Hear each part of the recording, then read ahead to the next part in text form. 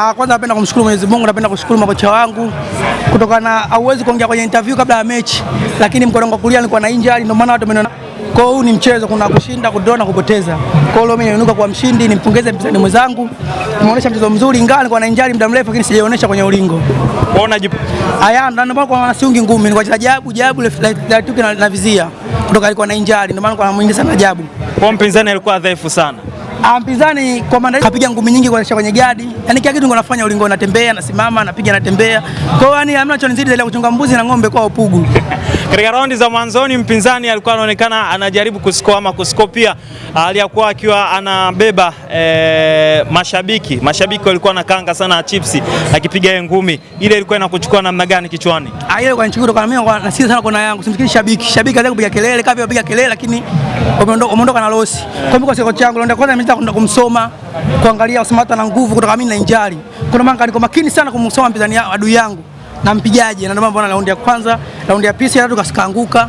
Hivyo tena kaja kaanguka, nilikuwa namcheza kwa timing. Ndonga anatakiwa kuichukua ile 50, amfuate Bakari kutoka pale, kuna Bakari aende ongea alijibu nini. Akijibu sahihi achukue 50. Sijachukua Bakari, mtani Bakari kwa interview hapa aje. Akijibu pale alipojibu, kama akijibu kweli kabisa Bakari sema sahihi, 50 yake apewe. Ipo kwa Bakari, sijaifuata, haitwe hapa. Enda kujibu swali namuuliza pale, kama Bakari akiona sahihi ampe 50 yake, kama akiona sio sahihi airudishe kwetu. Shukrani. Asante sana. Umedondoka mara kwa mara, ile ilikuwa inatokana na nini? Cha kwanza ring boot inateleza, ndio maana kwa mara kwa mara naenda chini, lakini ukiangalia hamna clear punch iliyoenda chini mpaka nikazoezi. Ila kwa mechi hii nimefanya mazoezi sana kama ilivyoonekana katika mchezo. Hata siku ya kupima atia nilitoa kilo 53, mwenzangu alitoa kilo 56 kabisa. Hapo naona kati ya kama decision kama ya kilo 3, ila kwa vile tulisaini kilo 55 mimi sikuona mbaya. Sawa, nikaamua kucheza kwa ajili mimi ndo nimekata kilo, sio yeye. Kwa hiyo sio sababu nimepoteza mchezo, najipanga katika akili yangu.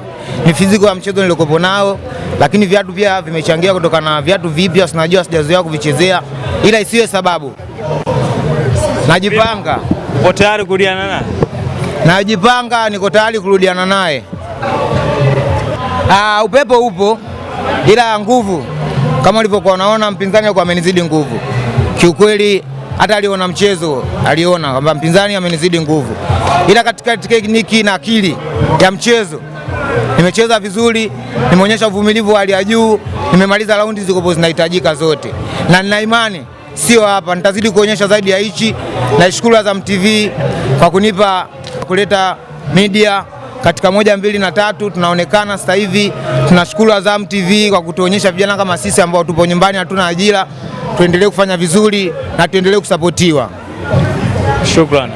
Pia ningependa kumshukuru meneja wangu Kunki katika kunisapoti katika mchezo mpaka leo hii, na mameneja wengi pia waliojitokeza katika kunisapoti katika hii mechi.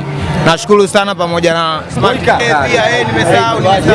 Yeye anasema kuna kitu ulijibu nini? Hamna, sikujibu chochote kwa sababu aliuliza, alisemaje ukimaliza raundi 8 kuna 50 yako, na kuna kishambenga mmoja naye aliweka 50. Hasa na shanga yangu iwe laki hapa. Anasema uchukue 50 watu walio. Iko wapi? Mimi sioni hapa mpaka sasa hivi hajaja. Wameenda kule. Wameenda wapi? Kule njia yuko.